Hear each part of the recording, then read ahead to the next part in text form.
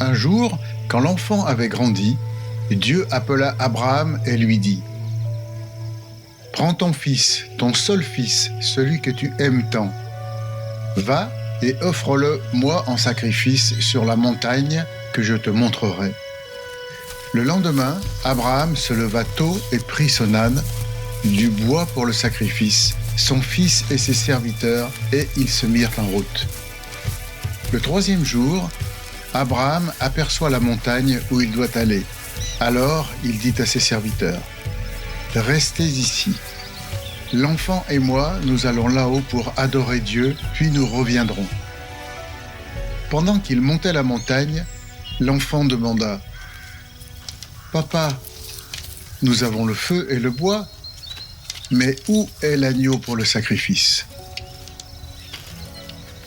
Abraham lui répondit : « Dieu s'en occupera, mon fils. »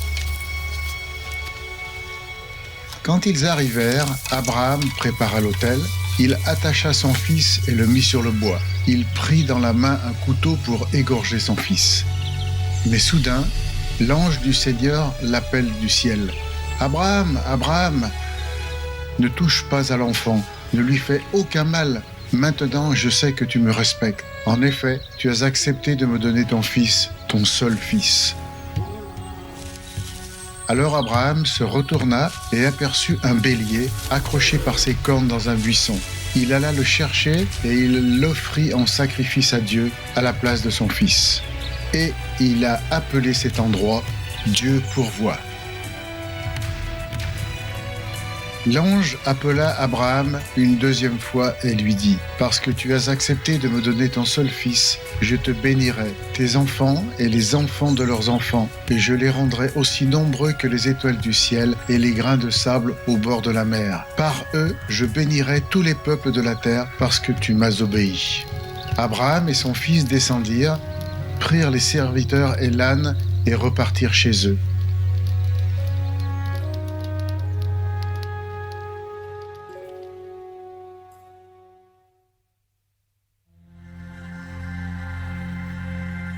Dieu avait promis à Abraham d'augmenter sa descendance par son fils Isaac. Alors, comment pouvait-il en même temps lui demander de le sacrifier ? Après que Dieu ait été sûr de l'obéissance d'Abraham, pourquoi était-il encore nécessaire de lui fournir un bélier à sacrifier à la place de son fils ?